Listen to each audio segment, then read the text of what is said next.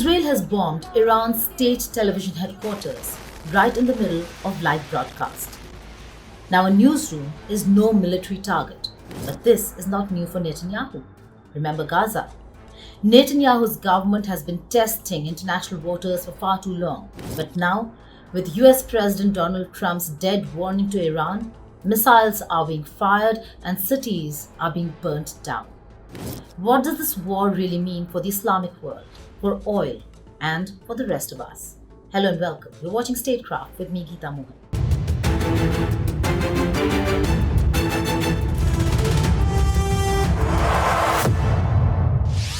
Just as leaders at the G7 were trying to find consensus, Donald Trump bolted, leaving Canada for Washington, D.C., citing escalating tensions between Iran and Israel. His message very clear: it's no longer time for handshakes, that West Asia, or what they call the Middle East, is burning. Macron claimed that Donald Trump had gone to broker a ceasefire. The US president denied it. His message also very clear to Iran: surrender. He also said that they know the whereabouts of Supreme Leader of Iran, Ayatollah Ali Khamenei, but he will not kill the man just yet. This is no longer a regional conflict. It is a global red alert. And Donald Trump is right at the center of a global warning and a world that is moving toward chaos. Israel's Operation Rising Lion was no surgical strike. It was a full-scale, coordinated military blitz. Airstrikes and drone attacks battered Iranian cities: Tehran, Natanz, Tabriz, Kermanshah. The targets? Military bases, nuclear sites, top scientists and generals. Israel's message was unmistakable: stop the nukes or face total destruction.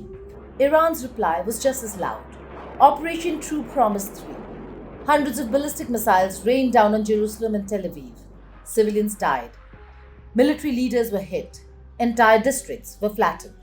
In 5 days, decades of proxy warfare were replaced by open war. Civilians in Israel have been killed, have been confirmed, and this certainly needs to be denounced and condemned. No civilian casualty, no civilian loss of life is acceptable. Every single person in the world needs to be protected, and their dignity and honor has to be respected as human beings.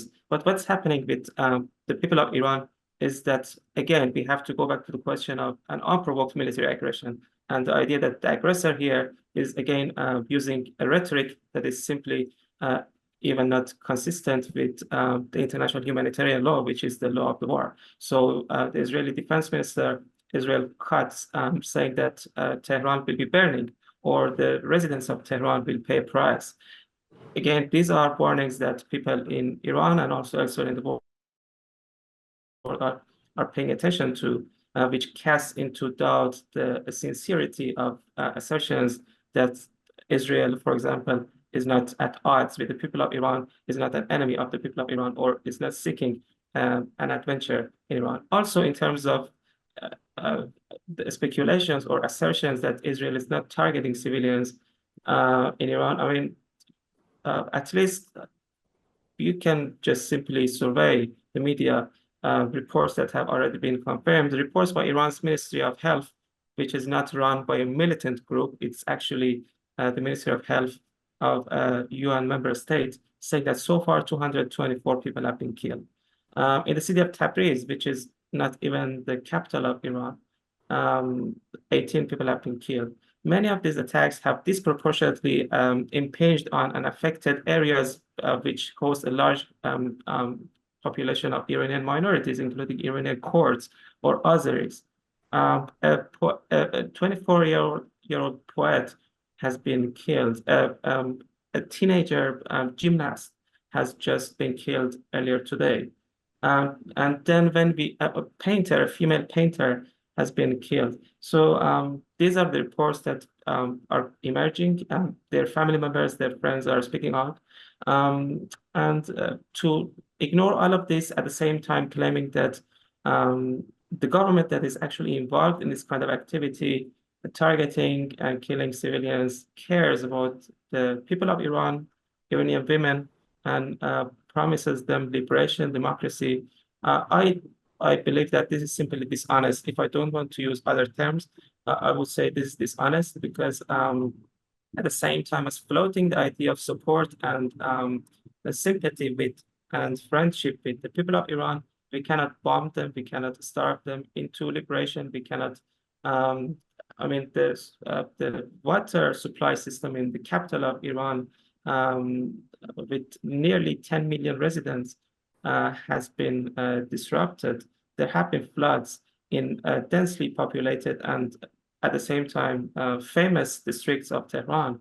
Many of these districts that are being targeted host palaces, historical sites. So we are getting to a point at which the cultural heritage and legacy of an ancient civilization is at stake. Are we paying attention to these or not? I mean, back in 2020, the President of the United States, again, Donald Trump, in his first term, had actually made a statement after some escalations in the region and after the killing of Iranian commander Soleimani, that if Iran took any hostile action against me or against the interests of the United States, I would target 52 cultural sites in Iran, which were of significant importance to the Iranian history. So would something like that even be invoked again? Are we going to hear that sort of rhetoric from the Israeli authorities or from, again, their supporters? We're not sure. This is no longer shadow warfare or proxy battles. It's two nations going face to face, unleashing their real arsenal and firepower. So let's look at how the firepower stacks up when it comes to Israel and Iran.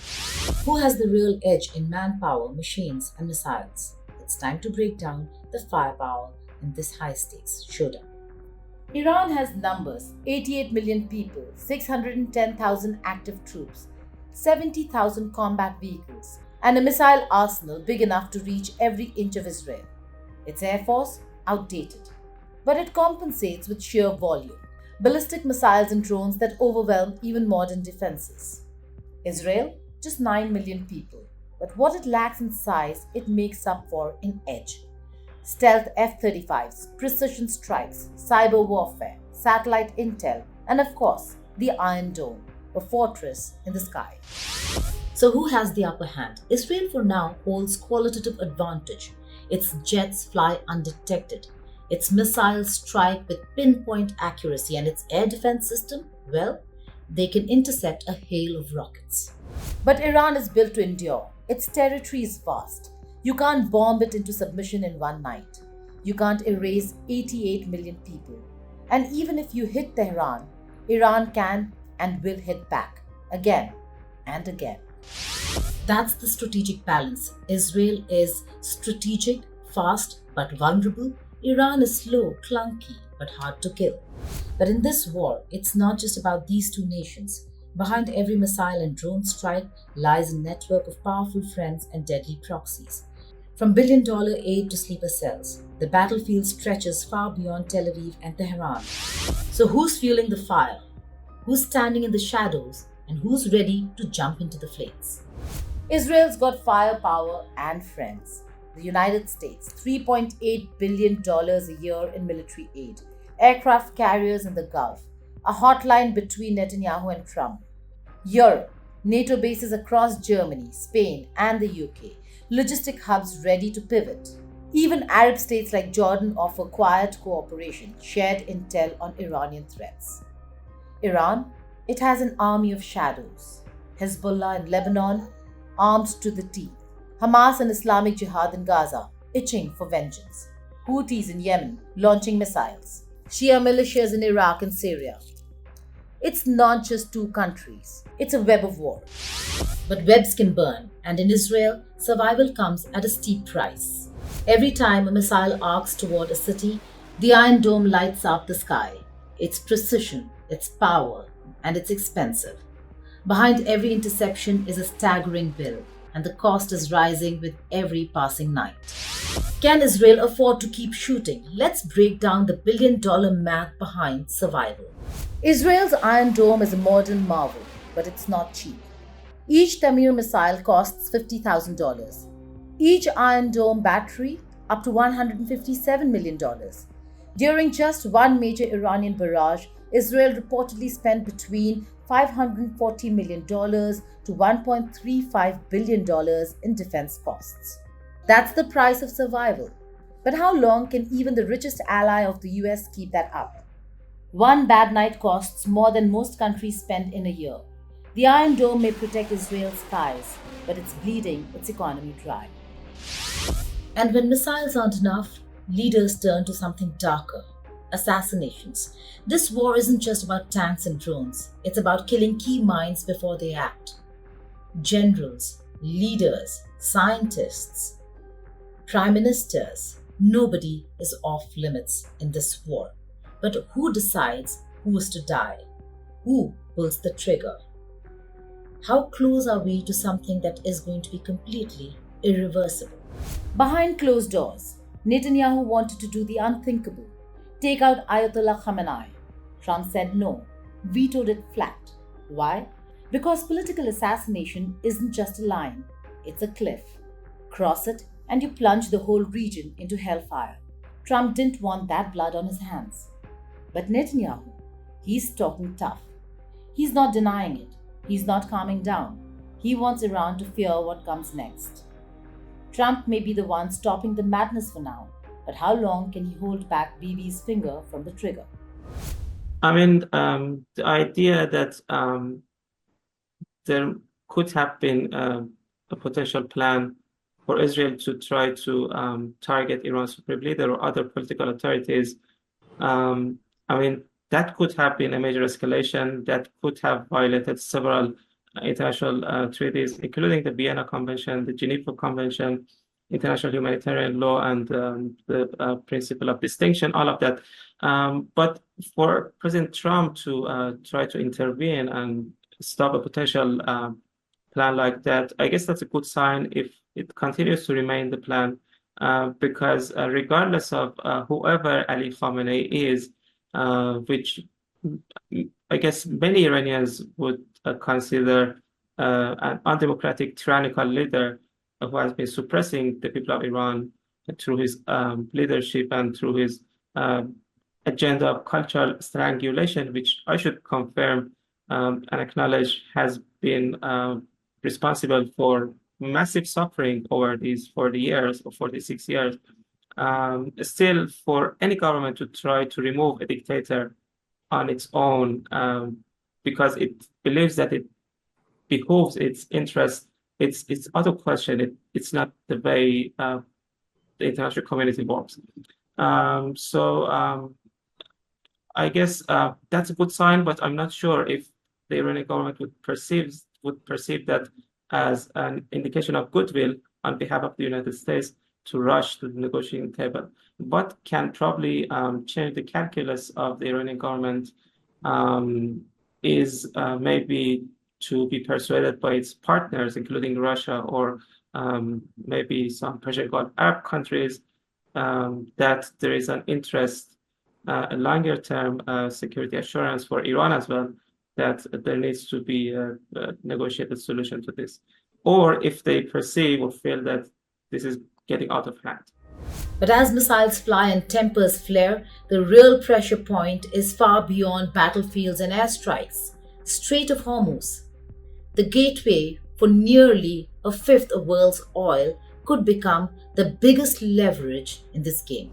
If Iran closes this vital artery, the global economy could choke overnight. How close are we to an oil shock? And can the world survive when the tap runs dry? If Iran blocks it, 20% of the world's oil stops flowing. 1/3 of all seaborne oil frozen. There are no alternative routes or pipelines that can handle this volume.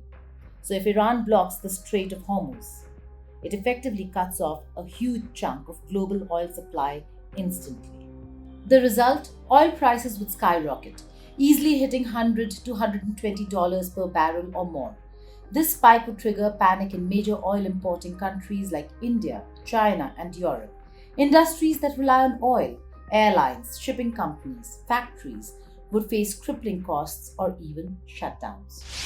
Iran's bold moves have shaken the region, but not all Muslim nations stand united. Some back Tehran's defiance, others quietly side with Israel's right to defend itself. This fracture complicates a conflict that's already fiery and raises a critical question. How will this regional split shape the next chapter in a war that threatens more than borders?